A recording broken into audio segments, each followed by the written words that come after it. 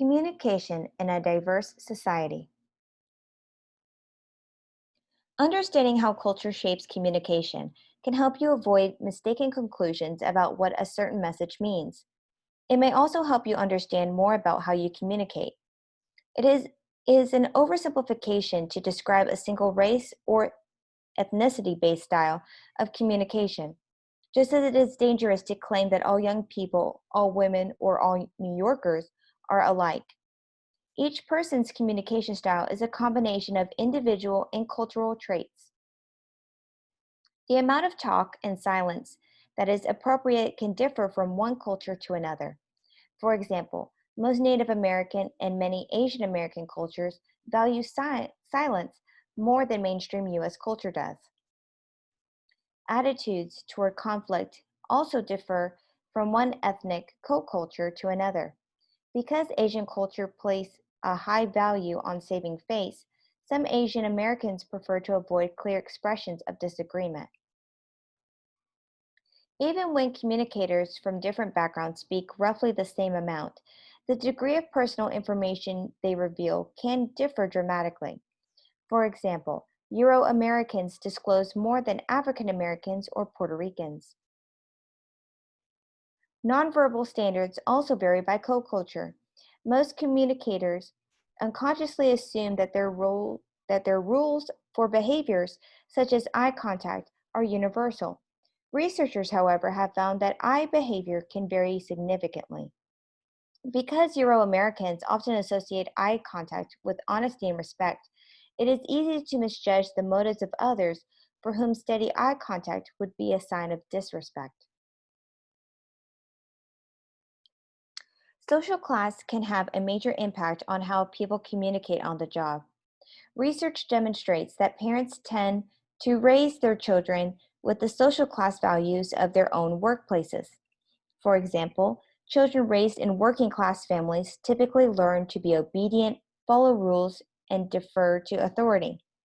By contrast, those raised in middle and upper class households are taught how to make convincing arguments, think critically, and solve problems creatively. These lessons can have consequences later in life.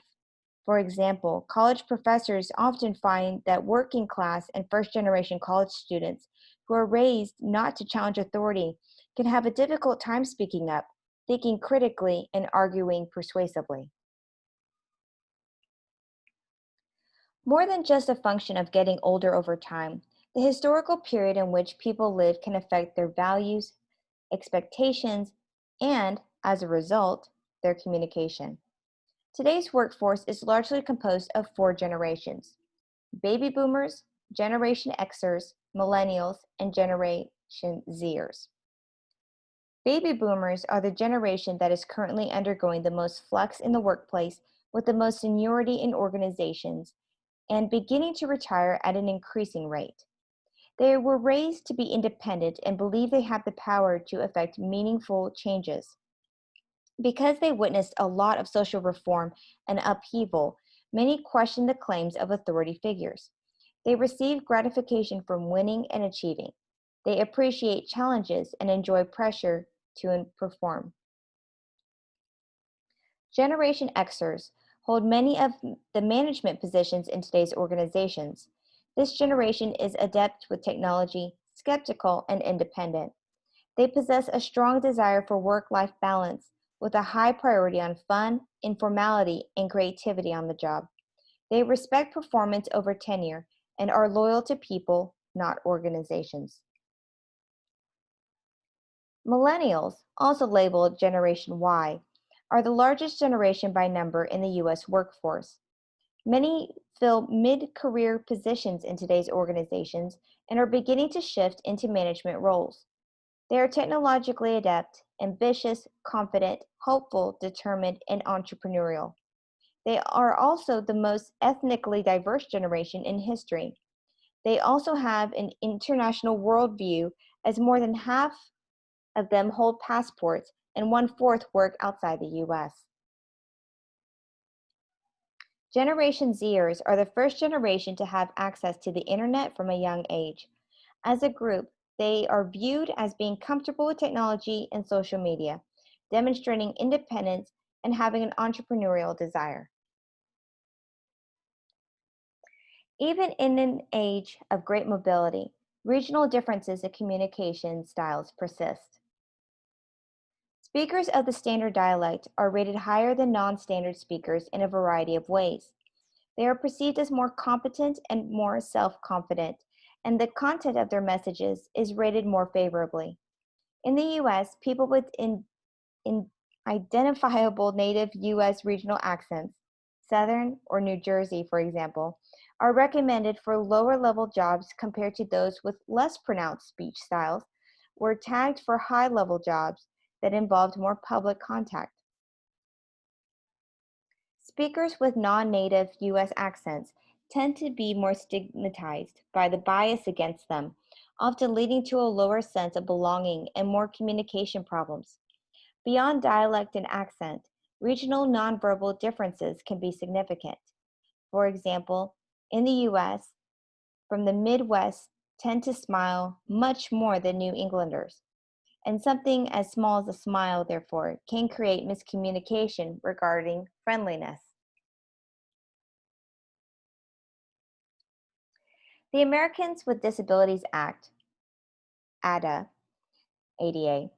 and the ADA Amendments Act, ADAAA, define a person with a disability as someone who has a physical or mental impairment that substantially limits one or more major life activities, someone who has a history or record of such impairment, or someone who is perceived by others as having such an impairment.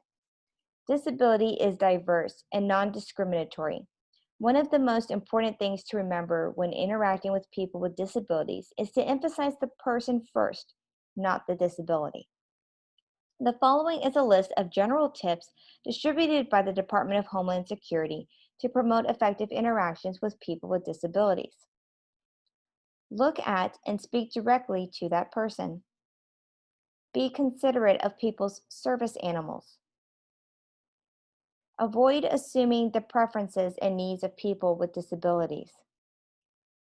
Communicate clearly and comprehensively. If you do not need to know about the specific nature of someone's disability, do not ask about that person's disability. And in your conversation, relax. Male and female communication styles tend to differ in some significant ways. These differences have led some observers to suggest that the two sexes belong to two distinct co-cultures. Unfortunately, perceptions of such differences have led to instances of sex and gender discrimination in the workplace. Although improvements have been made, women continue to face some sex-based issues in the workplace today, most notably the wage gap. Promoting sex equality in the workplace can be achieved by providing training to management, providing employees with on-site childcare facilities for mothers and fathers, promoting successful women in the company, publicizing efforts to promote equality, compensating employees equally for performing the same work, and establishing policies that forbid sexual harassment. Progress toward transgender inclusive workplaces is also being made across the nation. Creating an inclusive culture benefits both the employee and the company.